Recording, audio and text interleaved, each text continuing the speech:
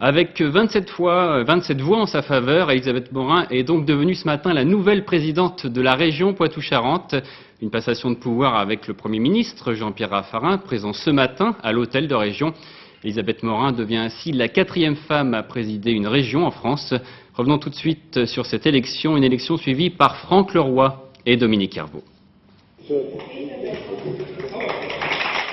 De favorite ces derniers jours, Elisabeth Morin devient donc élue et nouvelle présidente de la région.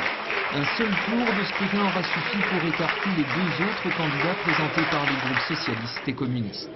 Il n'y a donc pas eu de double prétendant à droite. Henri de Richemont a préféré laisser le champ libre, avec visiblement une pointe d'amertume. En ce qui me concerne, Jean-Pierre Raffarin ne cachera pas sa satisfaction de voir arriver Elisabeth Morin, mais il reconnaît que pour éviter une primaire, choisir n'est pas une chose facile. C'est dans ce cadre-là. Je sais qu'il y avait d'autres personnalités dans la région qui avaient les mêmes talents, qui avaient les mêmes capacités. Donc le choix a été forcément difficile, mais il y a des moments dans la vie publique où il faut faire des choix. Et au-delà de l'amitié, il faut faire le choix d'avenir, un choix de compétences, certes, mais aussi un choix de cohésion de toute une équipe politique. Elisabeth Morin devient donc la 3e femme en exercice à la tête d'un exécutif régional. Férue des dossiers liés à l'enseignement, elle devra dorénavant balayer tous les champs de compétences, avec notamment quelques dossiers d'avenir comme la nouvelle décentralisation. Tout est à construire, à reconstruire avec cette nouvelle décentralisation qui se profile.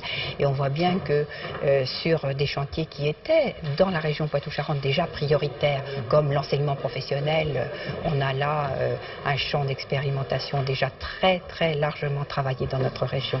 Pour l'opposition républicaine, entre autres le groupe socialiste, cette nouvelle présidence n'indiquait ce matin ni un changement de cap, ni un réel après Raffarin. Notre proposition politique était quand même sensiblement différente, était d'aller plus vers de l'investissement sur les solidarités, plus d'investissement sur l'action interrégionale, de mutualiser les moyens des régions de l'Ouest. Là, je pense qu'on sera quand même assez classiquement dans la continuité de la politique Jean-Pierre Raffarin. Aussitôt sa succession réglée, Jean-Pierre Raffarin replongeait dans les affaires de l'État, tout en signalant au passage qu'il est toujours conseiller régional.